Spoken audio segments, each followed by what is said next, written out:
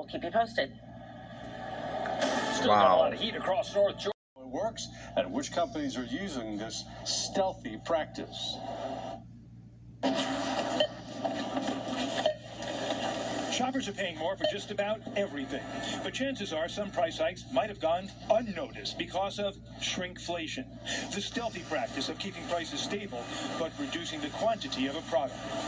It's a way to pass on a price increase without the consumer feeling like they're paying more at the grocery store. The watchdog website Consumer World compared how product size and weight changed between last year and since inflation rates soared over 8%. The website found that a $4 20.5-ounce box of Cocoa Pebbles is now reduced to 19.5 ounces.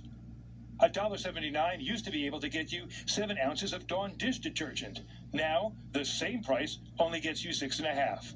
A box of Kleenex has gone down from a count of 65 tissues to 60. Both had an average cost of $2.50.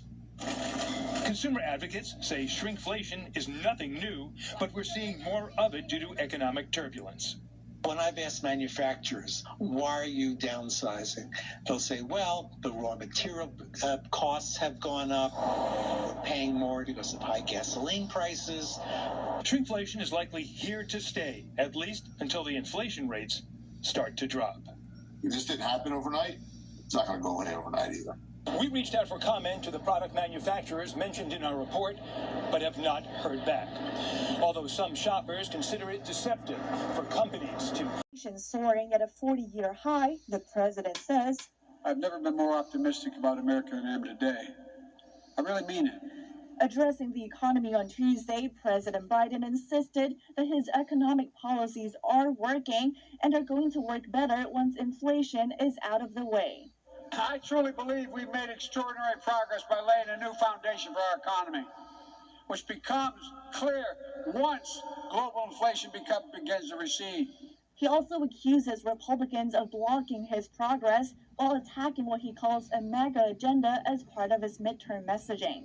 I believe in bipartisanship, but I have no illusions about this Republican Party, the MAGA Party. But Republicans say it's the other way around. Republicans have been laying out these answers for over a year. What we need is a president who's willing to listen. Those answers, they say, include drilling more in the U.S. to lower gas prices as opposed to turning to Saudi Arabia. Joe Biden, you do not need to go to Saudi Arabia to find a way to produce more energy. It's right here in America. The criticism comes as the White House officially confirms that Biden will visit Saudi Arabia next month and meet with the country's de facto leader, Crown Prince Mohammed bin Salman. It has to do with much larger issues than having to do with that. While Biden has denied that it's aimed at getting the Saudis to pump more oil, the trip to the world's largest crude oil exporter is widely seen as a bid to lower energy prices at home. That said, in addition to Republicans, some Democrats are also voicing concerns over the visit, citing the kingdom's human rights record. Hey, Mr. President, you can't trust these people. Their standards are not our standards. Their values are not ours. And in response to a string of parents' kids go to school. That is not a talking point. That is a fact.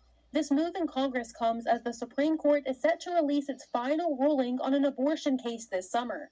And just days after an armed man was arrested near the home of Justice Brett Kavanaugh and charged with attempted murder.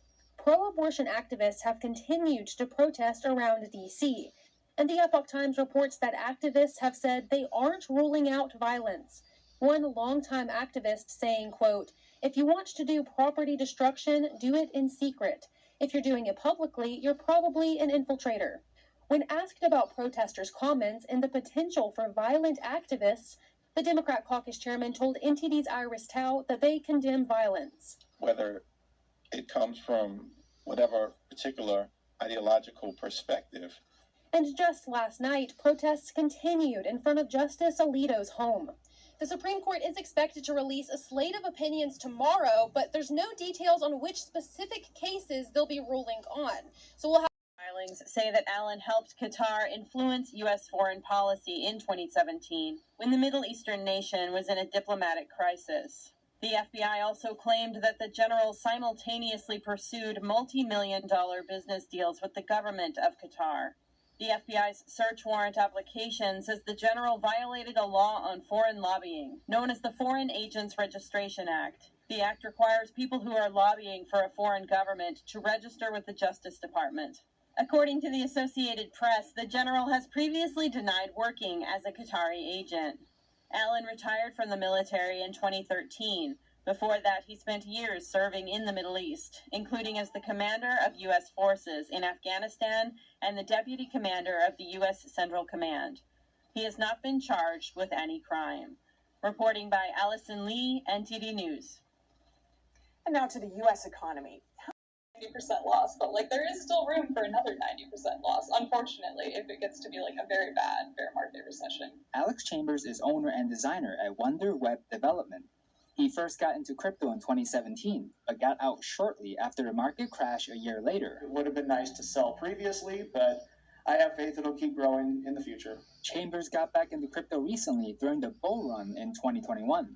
Basically right now, anyone who invested during that 2021 period, there's a good chance that they're down. At one time, Chambers was holding around $20,000 worth of the Phantom coin, but after a 90% correction, that holding is now worth only a few $1,000s. It sounds really logical to be I'm going to cash out everything I have and stick it into crypto.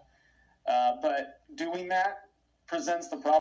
These companies listed in the U.S., and that lineup could get bigger. An act from 2020 required all publicly traded companies in the U.S. to have their auditors inspected by the SEC. Starting December 18, 2020, those that failed to comply for 3 straight fiscal years would be delisted. China has repeatedly blocked those inspections for its companies, citing national security concerns. But the SEC's pressure may finally be sinking in. According to an SEC official, the department started a pilot inspection of a Chinese audit firm in 2016, but was unable to complete it. That's because it said Chinese authorities covered and laundered information. Now facing mass delisting of Chinese companies, Chinese authorities signed an audit agreement with the SEC in late May, aiming to stay listed. An SEC official noted that the move will only be a first step. But Congress is pushing for faster action. The House of Representatives and the Senate have separately passed legislation to delist non-compliant companies after 2 years instead of 3. That's as pressure to decouple the Chinese and American markets ramps up. According to official data, as of the prevailed inside Cuba and outside Cuba, even after the July 11th protests. And from that spark, from that flame of rekindled faith, you will see new movements and new leaderships emerge. Because another important thing to note is all these hundreds, if not thousands of young people have been arrested.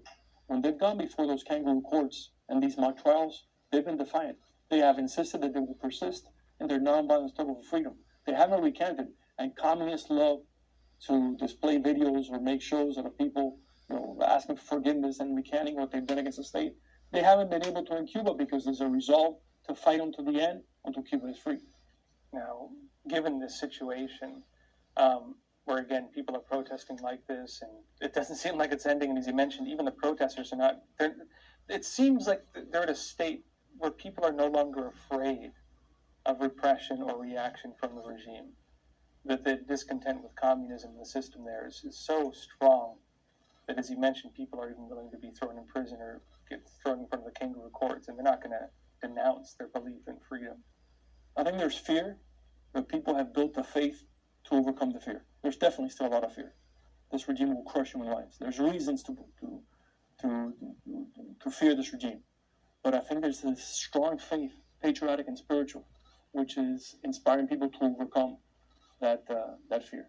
Now, given what we've been talking about, the significance of Cuba for the communist movement, for the communist system in Latin America, and also as it relates to the global system, China, Russia, Iran, and other countries, Russia's reaction has also been very interesting. It seems that while the United States it's almost writing it off. I haven't really seen anything big in the U.S., from the government at least, about what happened in Cuba. But it seems like Russia and China especially regard this as really significant. We mentioned China, of course, helped train the forces that repressed the protests. But Russia is now talking about moving troops possibly to Cuba and moving troops possibly even to other parts of Latin America in order to react to some shift they believe might be happening. With heavier payloads and more fuel. So far, only the U.S. and France have aircraft carriers equipped with such catapult systems. It's important to remember that China's goal of being a blue water navy, requires a certain number of things. One of them is an aircraft carrier because of the power projection. Former naval officer Michael Chizek told NTD that developing its aircraft carrier is key to China's goal of naval dominance. The aircraft carrier is essential because it's the center of the carrier strike group, usually surrounded by destroyers and cruisers, which have in the United States Navy Tomahawk missiles, so it can project power way out there on the other side of the world. The U.S. Department of Defense estimates the carrier won't be fully operational until 2024, but Chizek says that it's a first step for the Chinese regime. And especially if they can start Sea. Cambodia's defense minister has dismissed those claims, stressing that his country is open to development assistance from other nations. Cambodia's naval base occupies a strategic position close to both the South China Sea and the Malacca Strait. Just a day before crews broke ground on the project, the Washington Post cited unnamed Western officials as saying that China is secretly building a Chinese naval facility on the northern portion of the Cambodian base, slated for exclusive use by Beijing's military. Since 2010, the naval base has been a site for U.S.-Cambodia annual military drills. That's until 2017, when Cambodia suspended the cooperation. Many believe China is to blame for the suspension because in December 2016, China and Cambodia held their first joint military exercise. In 2019, the U.S. first mentioned that China was planning to establish a naval base in Cambodia. The U.S.-based Asia Maritime Transparency Initiative, or AMTI, is an Asia-focused information source. AMTI released the protection of local police. Soon after, local police called her asking that she delete the post. The woman recorded the call and posted it online.